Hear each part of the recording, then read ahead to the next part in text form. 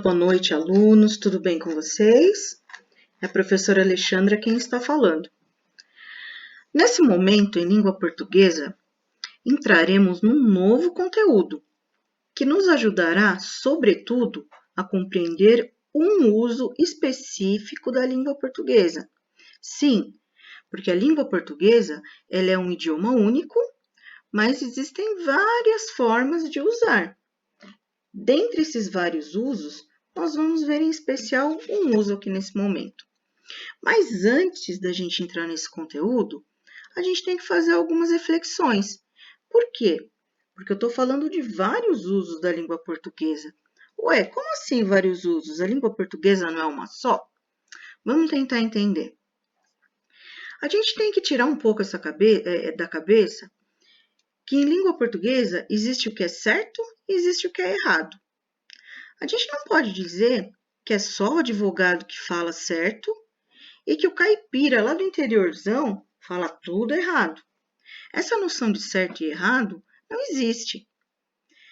O certo e errado, ele deve ser substituído por o que é adequado e o que não é adequado ao tipo de situação de comunicação. Ou seja, existe a forma adequada de falar em determinada situação e uma forma que não seria muito adequada de se comunicar. Por exemplo, vamos pensar numa coisa aí. A forma como você falaria no WhatsApp com seu melhor amigo ou com a sua família, no grupo da família, é a mesma forma que você falaria com seu chefe numa situação de trabalho? Vocês estão lá discutindo questões de trabalho. Você falaria da mesma forma? Não, né? A gente escreveria ou falaria da mesma forma? Não tem como. Se você estiver numa chamada de vídeo com o seu chefe, com certeza você vai se portar de uma maneira muito diferente da maneira como você se portaria diante da família, diante dos amigos, numa situação informal. Consegue entender? Você vai utilizar a mesma língua portuguesa para falar com o chefe ou para falar com seu melhor amigo. É a mesma língua portuguesa, mas a forma de se expressar seria diferente. Com o chefe, com certeza você evitaria falar gírias, você evitaria um tom mais alto, um tom mais risonho, um tom mais debochado. Com o chefe, você procuraria usar palavras mais adequadas, você pensaria mais para falar. Por quê? Porque as situações são diferentes. A situação do dia a dia é uma coisa, a situação de trabalho é outra, né? Então, o que a gente entende disso tudo? O que é importante entender? Que a língua portuguesa é a mesma, mas você usa essa língua portuguesa de formas diferentes para se expressar em situações diferentes. Aquela bermudona, aquele chinelão que a gente usa de fim de semana, para uma entrevista de emprego, é a mesma roupa? Não é. Você vai num aniversário de família, as meninas aí, aquele vestido larguinho, com aquela rasteirinha, no aniversário de família ali de fim de semana, no churrasco, serve. Mas e se a menina for madrinha de casamento? A rasteirinha vai servir? Não vai. Você tem ali, tudo é vestimenta, mas você tem a vestimenta adequada para o churrasco de fim de semana e você tem a vestimenta adequada para o casamento, sobretudo quem for a madrinha. Com a língua portuguesa é a mesma coisa. Os textos, de uma maneira geral. Uma letra de música, ela tem o mesmo formato, a mesma dinâmica de uma bula de remédio? Com certeza não. A bula de remédio se destina para um uso específico e a letra de música se destina para outro uso específico. Até a forma. Por que uma música ganha aí milhões de likes, milhões de views? Porque vira chiclete. Tem fórmula? A língua portuguesa ajuda a fazer uma música chiclete ou é pura sorte? As duas coisas. Agora, tem forma sim. Tem um número de versos adequados para uma música vira chiclete, o número de sílabas poéticas por verso. Você pode ter certeza. Se você fizer uma música com 10, 12 sílabas poéticas por verso, ela não vai virar chiclete. Agora, se você fizer uma música que tenha 5 ou 7 sílabas poéticas por verso, vira chiclete. É fórmula, é científico. É a ciência dizendo que músicas que sejam estruturadas em redondilha maior ou redondilha menor, elas vão virar chiclete. É a mesma língua portuguesa que faz a bula de remédio? É a mesma língua portuguesa que é usada para fazer letra de música? É, mas essa língua portuguesa, ela toma forma diferente porque os usos são diferentes, certo? Na minha profissão, é muito comum eu escutar: nossa, mas língua portuguesa é muito difícil. Gente, não exatamente. Acontece que nós estamos acostumados à língua falada. Não dá para dizer que é difícil um idioma que você fala desde que tem 2 anos de idade. A partir dos 2 anos, as crianças já começam a tagarelar em língua portuguesa desesperadamente. Agora, por que a gente fala que língua portuguesa é difícil? Eu boto umas aspas aí. Porque a língua escrita, ela demora para chegar até a vida da gente. A língua escrita, ela chega um pouco mais tarde, né? E o problema, talvez, é que o ser humaninho aqui acha que língua portuguesa só se aprende na escola e na aula de português. Ele não aprende português nas outras aulas, não. Aprende sim. A gente se comunica em língua portuguesa da hora que acorda à hora que dorme. A diferença é que nós não fazemos uso da língua escrita o dia inteiro. A gente está acostumado muito mais a fazer uso da língua falada do que da língua escrita. E a língua escrita, se for utilizada em situações formais, ela tem regras próprias. Por exemplo, no WhatsApp, lá no grupo da família, ninguém está esquentando se você vai abreviar, se você não põe vírgula direito, se você não põe todos os S's que deveria. Ali é uma situação informal, é uma situação da vida privada de vocês, é uma situação da vida particular. Mas a partir do momento que você está utilizando o WhatsApp para interações de trabalho, aí a história muda um pouco. Você vai evitar abreviações, você vai pensar um pouco mais no que escrever, na forma correta de escrever. Ou seja, nós temos a língua portuguesa que todo mundo fala, mas de acordo com o uso que você vai fazer dela, existem regras específicas. Não é errado falar errado porque não tem errado. Já acabei de dizer para vocês. Só que a vida não é da forma como a gente quer. Se você for fazer um teste numa entrevista de emprego, numa empresa, você pode ter certeza que você vai precisar usar as regras da língua escrita. Eles não vão aceitar a linguagem abreviada do WhatsApp.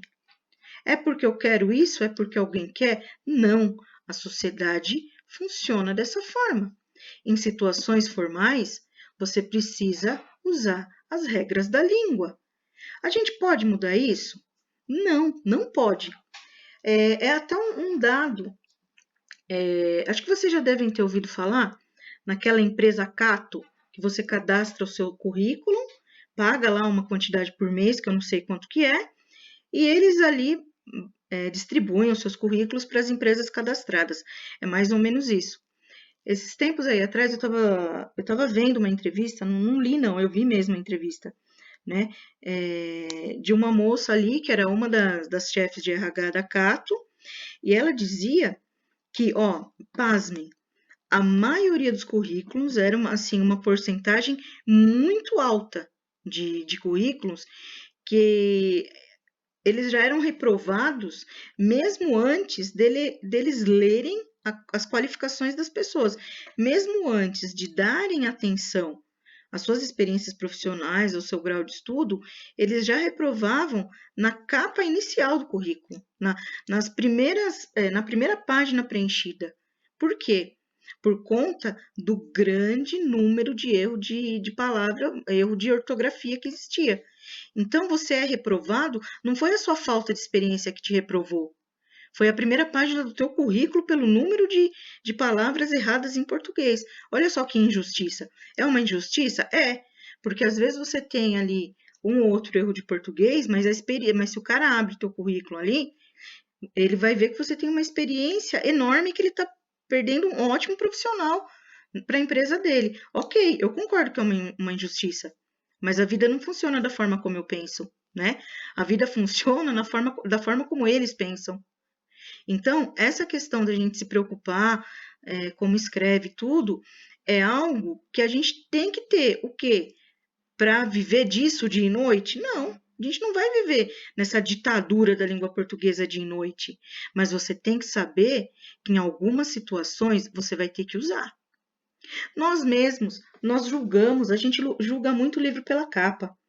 Por exemplo, se você está lá na sala de aula, alguém vem fazer uma palestra lá. Se chegar um cara todo engravatado, com a pasta embaixo do braço, falando muito bem, você já vai achar que o cara é importante, que o cara é estudado, e às vezes não é. Então, às vezes o fato da pessoa falar bem já abre portas. Você já vai olhar e falar, nossa, essa pessoa tem estudo, ela se expressa bem. Agora, se chegar o caipirão lá, falando nós vai, nós volta, nós fumo, o cara pode ser um dos fazendeiros mais ricos do Mato Grosso. A forma como ele fala já vai fazer a gente ter preconceito em relação a ele. Infelizmente, é assim que funciona.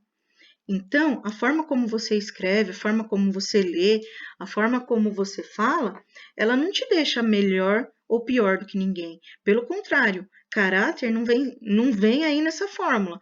Só que, infelizmente, para o mercado do trabalho, é uma coisa que funciona. A forma como a gente fala, a forma como a gente se expressa, a forma como a gente escreve, como a gente escreve, na verdade, ainda é um fator de exclusão no mercado de trabalho. Não sou eu que quero, não são vocês que querem, mas funciona dessa forma, correto? Então, o que acontece então no papel do professor de português?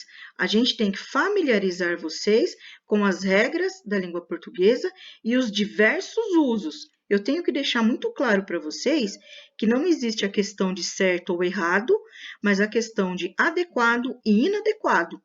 Não é errado escrever fora da regra da língua portuguesa, não é errado falar fora da regra, mas você tem que saber que em algumas situações você vai ter que usar o que prediz a regra, o que manda a regra, certo? Porque as diferenças, nosso Brasil é grande, tem diferença de sotaque, tem diferença de vocabulário. Aqui em São Paulo a gente chama a frutinha de gomos lá de mexerica, no Rio de Janeiro é tangerina, e é um monte de outras coisas. Pão doce para a gente aqui em São Paulo pode ser Vanderleia, pode ser pão doce. Em alguns lugares do sul eles chamam de massinha.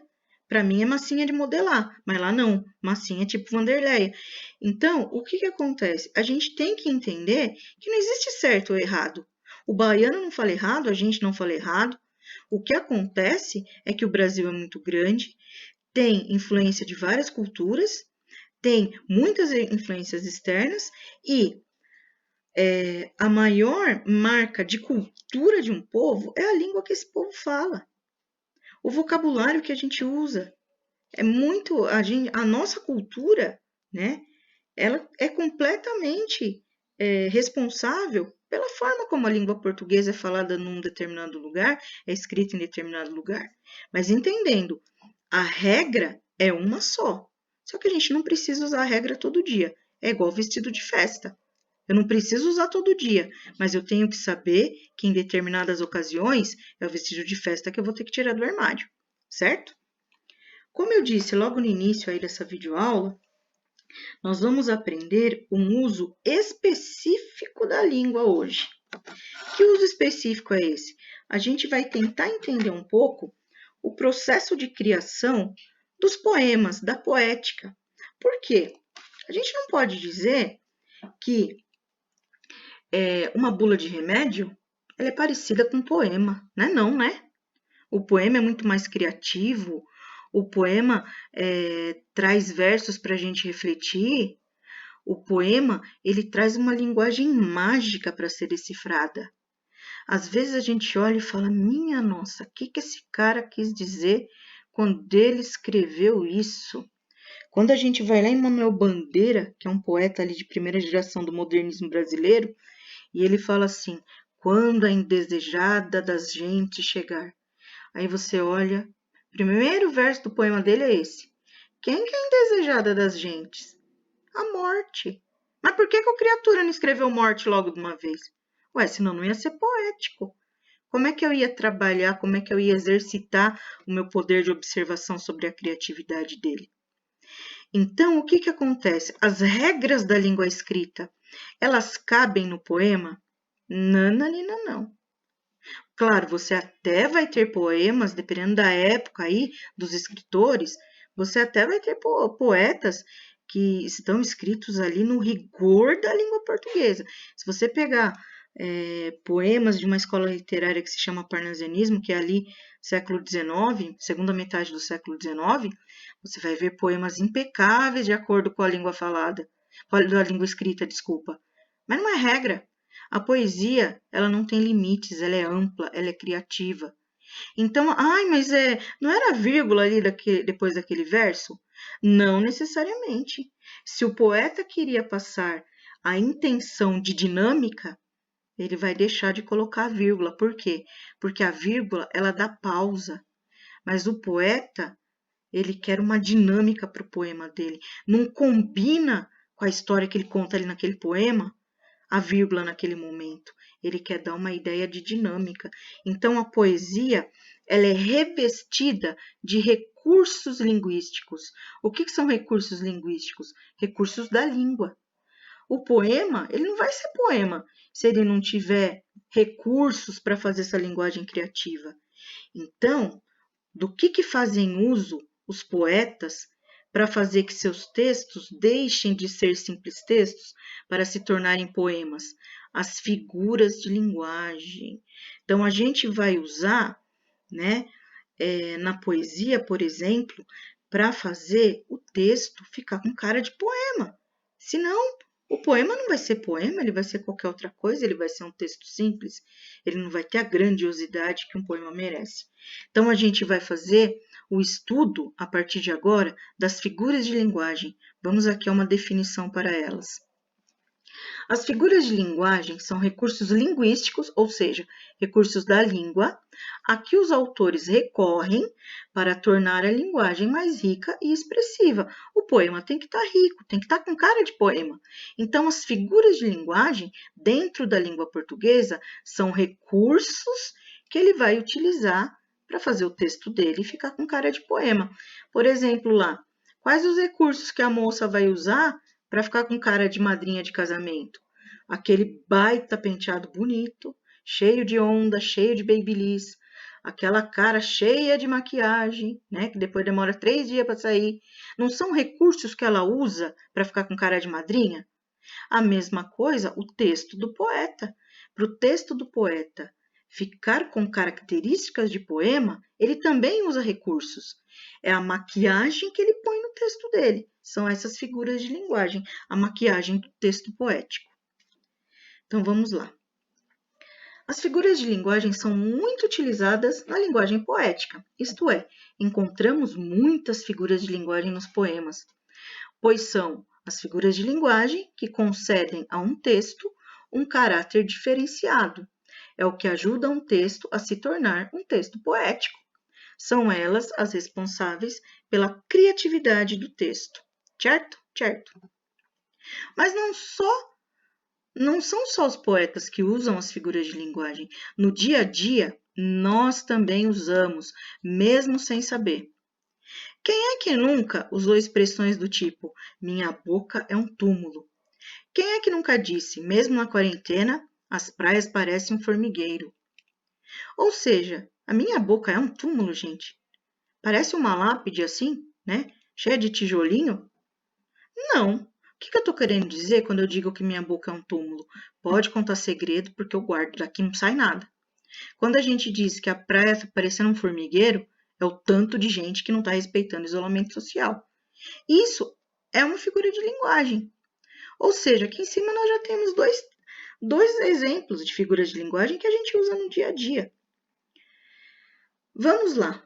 Só para esclarecer, Figuras de linguagem existem muitas na língua portuguesa.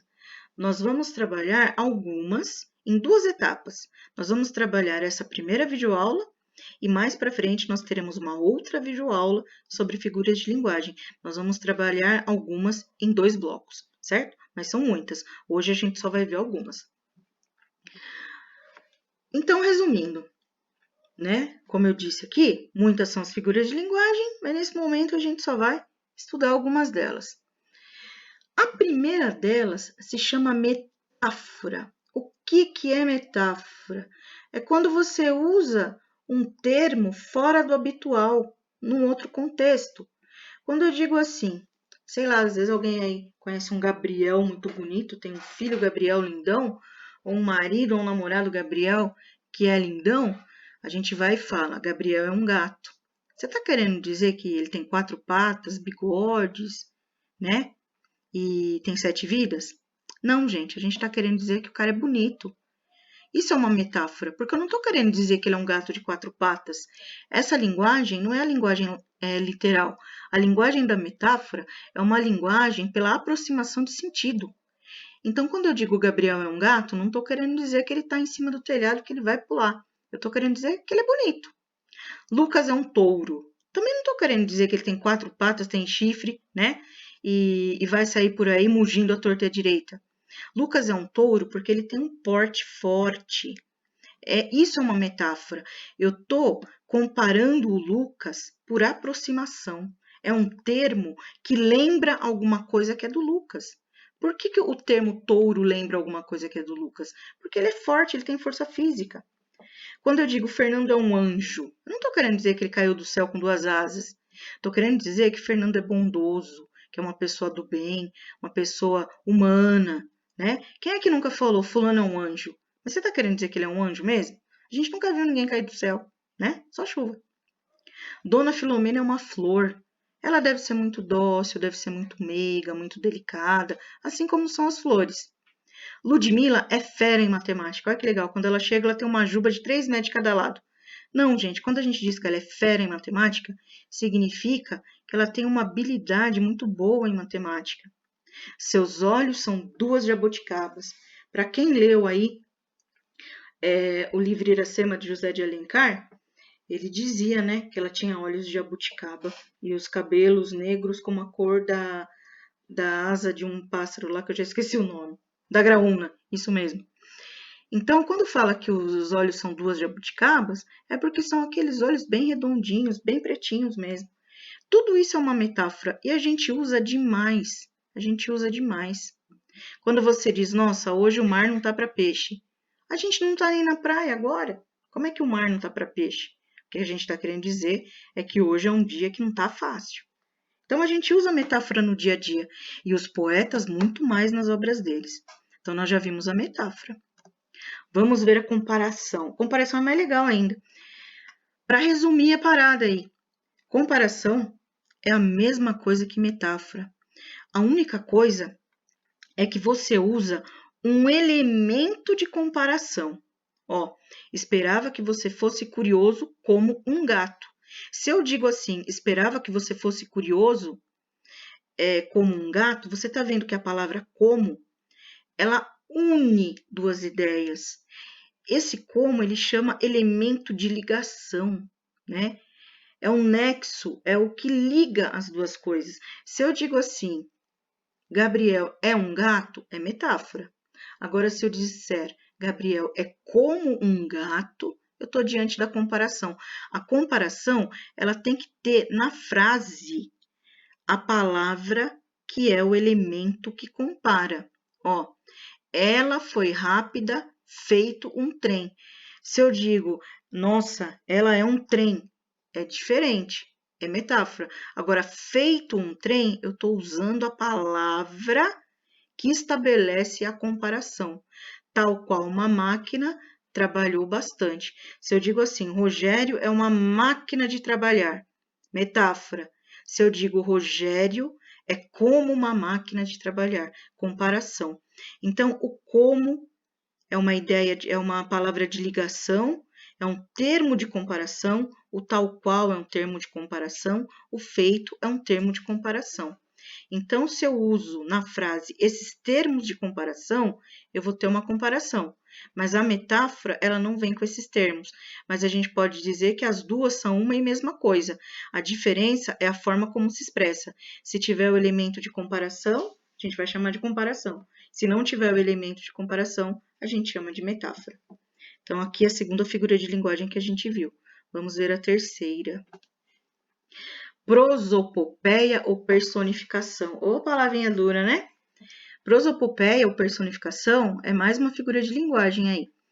Ela é caracterizada pela atribuição de características, ações e sentimentos próprios dos seres humanos a seres inanimados e a seres irracionais. Em resumo, é quando você atribui uma característica do ser humano a uma coisa que não é ser humano. Quando eu digo assim, e o sol, encantado com sua beleza, sorria. Olha a linguagem poética isso, daí é linguagem de poema. Gente, o sol sorri? Não, né? Quem sorri é o ser humano. Mas na linguagem poética, o sol sorri. A beleza era tanta, gente, que até o sol sorria. Só que sol não sorri, gente. Quem sorri é o ser humano. O que existe aqui nesse exemplo? Existe uma característica do ser humano sendo empregada a algo que não é humano. Que aqui é um ser inanimado. O sol é um astro, né? Tá lá no sistema. Então, e o sol, encantado com sua beleza, sorria. Só não sorri, gente. Se o sol começar a sorrir, é porque a gente já tá paranoico, é que a pandemia tá fazendo mal pra gente, certo? As ondas beijavam a areia branca da praia. Outro verso de poesia. Onda beija, gente? Não beija. Mas olha como é poético. Fecha os olhos e imagina as ondas beijando a areia branca da praia. Aquela onda vindo, batendo na areia e voltando. Para o poeta, aquilo ali é um beijo. Ó, a rosa triste que vivia fechada se abriu. Rosa triste, mas a rosa não fica triste, gente. Quem fica triste somos nós. Mas na linguagem poética, a rosa fica triste. Ó, o dia acordou feliz. O dia não é uma pessoa de carne e osso, mas na linguagem poética, o dia acordou feliz. Imagina quando você recebe aquele sim que você tanto queria ouvir. Teu dia não vai acordar feliz? Você tá brincando? Quando seu time goleia o rival, ou melhor, ganha o campeonato do rival, então segunda-feira não vai acordar feliz? Vixe Maria, se vai. O contrário também, se o time perder para o rival ali, o dia não acorda feliz. Tá vendo como são linguagens figuradas? As figuras de linguagem, elas dão esse teor mais encantador no texto. Por isso que elas existem. Então, essa é a terceira figura de linguagem que a gente está estudando hoje. Vamos estudar mais uma agora. Hipérbole, oh, nome bonito, né? A hipérbole, ela é uma figura de linguagem utilizada para passar a ideia de exagero. Olha aqui, parece língua de mãe, né? Já te avisei 1 bilhão de vezes. Mãe avisa, mas 1 bilhão é muita coisa, né?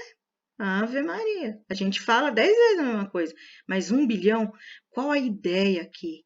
Para mostrar intensidade. Olha o número de vezes que eu te avisei e você ainda fez porcaria. Já te avisei 1 bilhão de vezes. É a figura de linguagem caracterizada pelo exagero. Ó, se você for embora, chorarei rios de lágrimas. Olha a poesia aí. Olha o poeta demonstrando todo o seu amor, toda a sua idolatria por alguém. Tudo bem, vai até chorar, mas rios de lágrimas, gente, vai desidratar, vai morrer. É uma linguagem que se manifesta por meio do exagero. As crianças estavam mortas de sede. Bom, estava com sede, mas morta não dá, né? Mesmo porque se já tiver morta, não precisa nem beber água depois, não é verdade? Que calor infernal! Pode até estar quente, infernal é exagero. Eu nunca fui para o inferno, mas eu imagino que seja mais quente do que aqui. Esta história me faz morrer de rir. Não, morrer você não vai, bem. Você vai rir muito, mas morrer de rir não. Tá vendo como a linguagem poética, nesse caso, ela tá marcada pelo exagero? E vai falar que a gente não usa isso no dia a dia? Eu não sei se tem algum poeta entre nós, não é o meu caso. Nessa vida eu só fiz um poema na minha vida, eu não levo jeito para escrever poema, não é minha praia, eu só escrevi um até hoje. Mas eu uso de vez em quando as palavras morri de rir, Já falei 1 milhão de vezes. Bilhão eu nunca usei, não. Eu falo menos, só 1 milhão. Então, quando você fala, nossa, eu tô morta de vontade de tal coisa, a gente usa, não é só o poeta, não. Vamos lá para outra figura de linguagem. Eufemismo. Olha que bonita a palavra, né? Até bonita essa. Eufemismo é uma figura de linguagem caracterizada por suavizar a informação de um enunciado. Vamos colocar isso em exemplos, né? Quando a gente lê a descrição, não é tão interessante, os exemplos ajudam a entender melhor. Quando a gente fala assim, ele passou desta para melhor. Eu não estou querendo aliviar um negócio que é meio pesado. O que é ele passou desta para uma melhor? Morreu, né, gente? Quando você chega lá, por exemplo, sua filha tinha um cachorrinho lá que era velhinho, mas ela gostava pra caramba do cachorrinho. O cachorro era velho, morreu, não é eterno, não é Matusalém, né? Aí você fala pra sua filha, o cachorrinho foi morar com o Papai do Céu. É bonito, né? Mas a gente tá querendo o quê? Suavizar a informação. Ou então, hoje o vovô virou uma estrelinha. A gente morreu, né?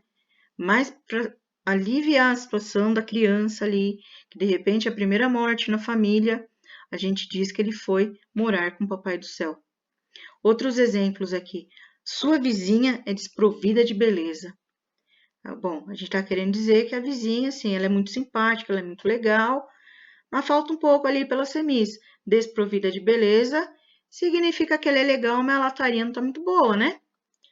Agora aqui, acho que eles faltaram com a verdade. O que é faltar com a verdade? É mentir, né, gente? Tá vendo como eu tô suavizando algumas coisas que são pesadas? O eufemismo faz isso. Se a gente diz, o jovem subtraiu a bolsa da senhora. O jovem roubou a bolsa da senhora. Mas o subtraiu dá uma aliviada ali no negócio que já é meio pesado. Essa é a figura de linguagem do eufemismo. Certo? Como eu disse para vocês, muitas são as figuras de linguagem, mas a gente só vai ver algumas. Vimos nesse momento 5. Na próxima videoaula a gente vê mais 5. E eu sugiro que vocês assistam essa videoaula quantas vezes forem necessárias e ainda observem o material escrito que está postado também no grupo. Por enquanto, vamos à reflexão do dia. Antes dela, o meu agradecimento pela paciência que vocês tiverem em me ouvir. Reflexão do dia. Sem sonhos, a vida não tem brilho. Sem metas, os sonhos não têm alicerces. Sem prioridades, os sonhos não se tornam reais. Sonhe, trace metas, estabeleça prioridades e corra riscos para executar seus sonhos. Melhor é errar por tentar do que errar por omitir.